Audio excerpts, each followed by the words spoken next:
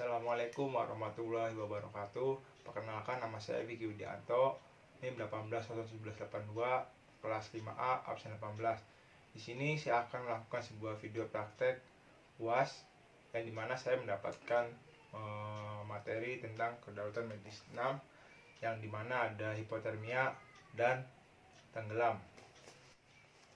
Di sini saya akan menjelaskan bagaimana penolongan atau penanganan ketika hipotermia terjadi. Yang saya harus kalian tahu juga, hipotermia adalah suhu tubuh yang sangat panas yang melebihi cuaca atau yang diterima oleh udara, yang dimana suhu tubuh itu mengalami kedinginan. Jadi kayak kegigilan tapi lebih gigil seperti yang diterima ketika cuaca sedang dingin. Yang pertama, ketika kita menemui ini, saya memberikan contoh pasiennya ya.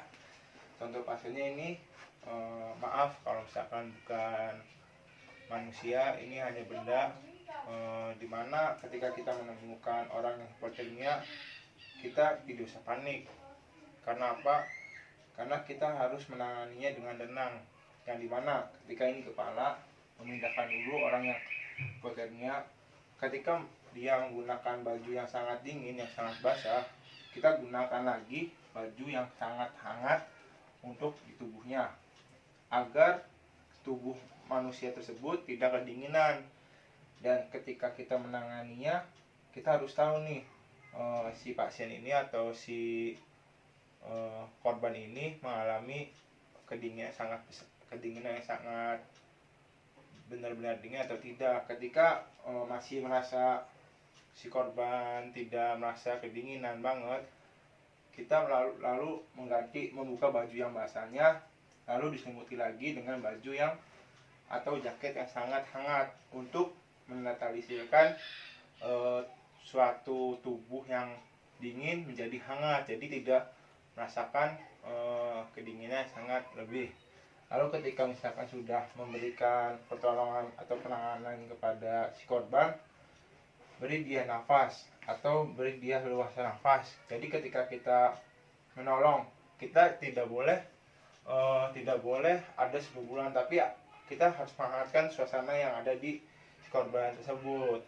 Jadi kiranya kita bisa menolong si korban dengan misalkan memberi kaos atau hangat. Jadi kita tidak usah panik juga ketika ada orang atau korban yang hipotermia, kita tergusuk-gusuk gitu. Jadi kita harus bisa menangani dulu agar si korban tenang. Lalu ketika korban sudah rasa hangat, kita bisa memberinya air hangat atau air minum buat si korban tersebut. Untuk materi yang selanjutnya adalah tenggelam, dimana tenggelam ketika kita sedang berenang di laut atau di kolam renang, yang menandakan kita tidak bisa berenang atau selalu menunjukkan tangan ke atas untuk tidak bisa berenang. Nah, kita akan mempraktekkan dulu ya. Misalkan ketika kita sudah menerima korban orang yang tenggelam, kita pindahkan dulu dari air ke tempat yang kering. Jadi dimana kita tidak seperti sama tadi ya, kita tidak usah panik ketika lihat orang tenggelam. Ketika kita menerima korban atau orang yang tenggelam, usahakan pakaiannya dibuka agar memberi nafas kepada orang yang korban atau yang tenggelam tersebut. Lalu ketika misalkan kita sudah memberikan dia masih belum ada reaksi cepat, reaksi lama. Jadi ketika tidak ada bincang-bincang dengan korban, berikan pernapas buatan. Dengan pertama kita harus menampaknya dulu di dada, tekan,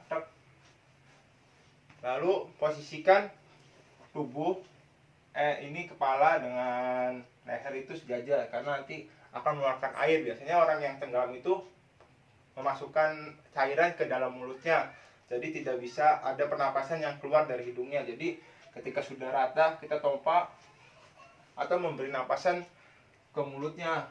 Ketika itu tidak ada reaksi yang sangat cepat dari si korbannya. Ketika ada reaksi dari korban, masih ada reaksi, kita bisa memberikan dia tadahan di bawah lehernya agar dia bisa bernapas, seperti itu.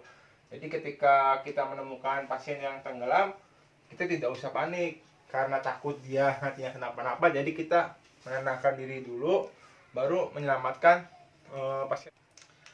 Mungkin sekian video praktek yang saya bisa jelaskan. Apabila ada kesalahan atau kata-kata yang tidak bisa dipahami, mohon maaf. Wabillahi taufiq hidayah. Wassalamualaikum warahmatullahi wabarakatuh.